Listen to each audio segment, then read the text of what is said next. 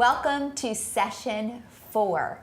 In session 3, we talked about how to better understand behavior you might have observed in a child who's had trauma to the brain.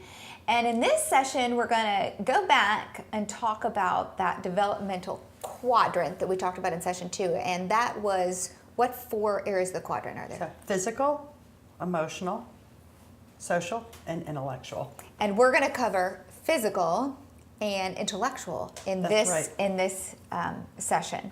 And I have to say, again, I think I've mentioned this before, I thought I knew how to parent because I had 3 biological children.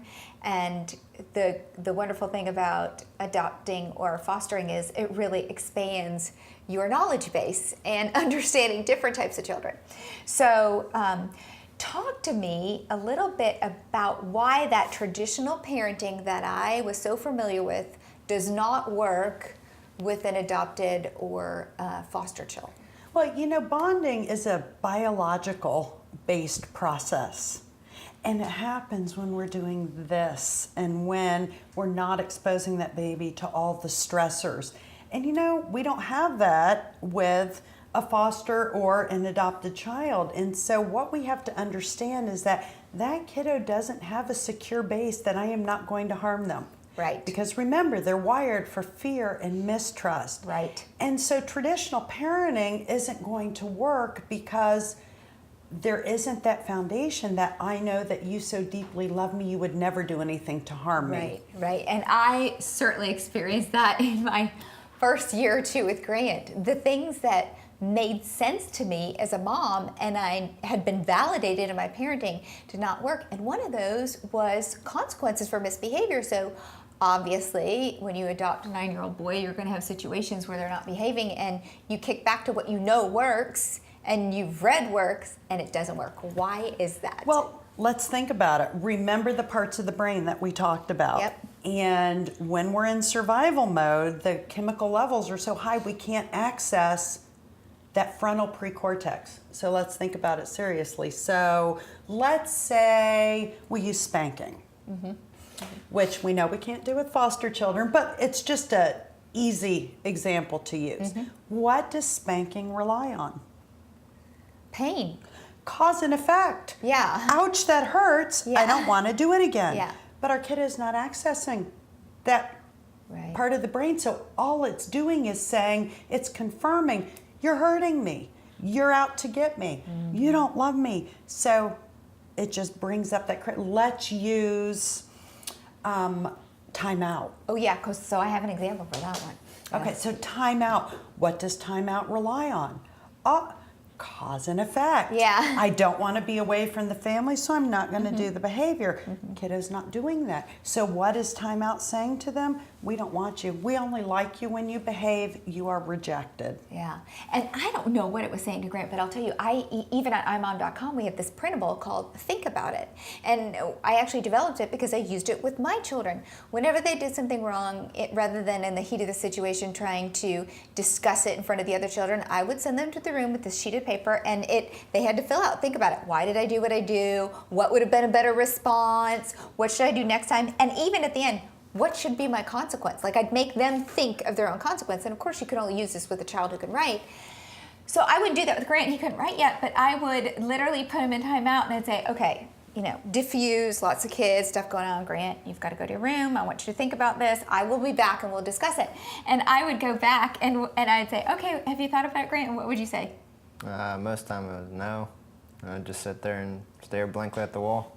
Yeah, and so then I'd leave for again, and I'd say, okay, well, I want you to think about what happened with your brother, and blah, blah, blah, and I'll be back and discuss it. And normally, my other kids would want to get back outside, and so when I returned, they'd have a great explanation of why they did what they did and a solution for the future. But I would go back to Grant, and he would just be staring at the wall. And that was not normal for him, because he liked to be outside, and it was not normal for what I knew my other kids would have done because they'd want to get outside, and I couldn't get him to really verbalize. And a lot of times, sometimes you'd say you were thinking about what? My biological mother. Yeah, so he was very protective towards his biological mother, and he would sometimes just zone out and think about her. So he was stuck in freeze mode. which we talked about in session 2. Was that session 2? We did. Yeah. We did. And I think he was. I just didn't know it, and it didn't make sense to me, so I found it frustrating. I wish I'd known you back then. So I think a lot of times when we work with families, what we try and get them to do is understand that we can't create consequences. No. Because again, there's no logic, there's no cause and effect. So what we do is we allow natural consequences.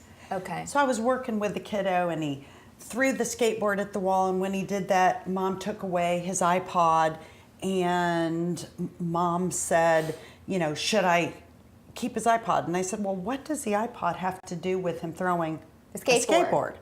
And so I said, no, give him his iPod back and let's start over. So I said, buddy, when you came in, you threw your skateboard into the wall because you were so frustrated. Mom, here's what I would have liked you to do.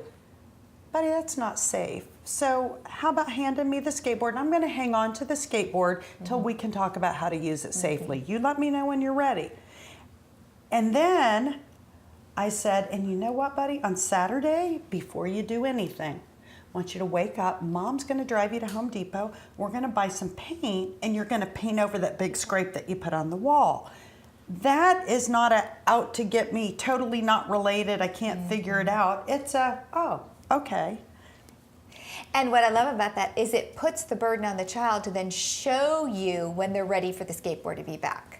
In other words, you know, oh, you're not ready for this, and we'll talk about it when you're ready for it. Talk to me about it, that you know how to use it correctly or know what to do about it. So it kind of... Well, and I think it's all parenting to safety. So I'm going to make a real simple building block of relationships. So it's safety, connection, and reciprocity. So many times we want kids to be reciprocal in relationships, or we want them to connect with us. We have to establish safety first. That kiddo has to not be told they're safe. Their brain has to know they're safe. Gotcha. And that's a process. Once they're safe, they can connect with us. Once they connect with us, we can be reciprocal in that relationship. So, you know, Grant, when did you kind of come to the realization that, okay, I'm here to stay and Mom and Dad are safe people I can trust? I'd have to say that it didn't just happen over day. There wasn't a day that one day I just woke up and said, oh, I trust everybody, you know, I belong here. I think it takes time to get to that point, and when it happens, you don't even realize it. It's just... And I definitely can see that, because I feel like certainly there were lots of tests early on, and it was, to me, a game of endurance. Am I going to just, every test that Grant throws, confirm to him, okay, well, that happened, but so what? You're still my son, and you're not going anywhere, and I'm not either. And I think to frame it and what we've been talking about, Grant didn't wake up in the morning and go, today I want to test I feel like Mom. a Merrill. Yeah. It was a brain-driven response to survive. Right. So I think that's critical to know. But let's talk And about... that's probably a frame of mind I should have changed. Like, it's not, like you said, don't take it personally, don't take it Yes. like they're doing it intentionally for you. Right. But make sure you do show them that, hey, in this healing environment, you're mine regardless of what you do. Absolutely. Yeah.